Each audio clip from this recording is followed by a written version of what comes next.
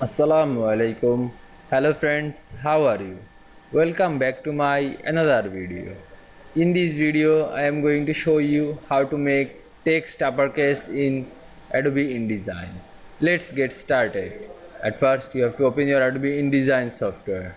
Then open your document or create your document. Now you can see here are my document.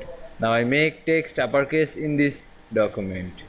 At first I have to select those all lowercase text, then go to type option, then find change case option. Now you can see here are uppercase option. Now I simply just click on it. Now click outside of this text box.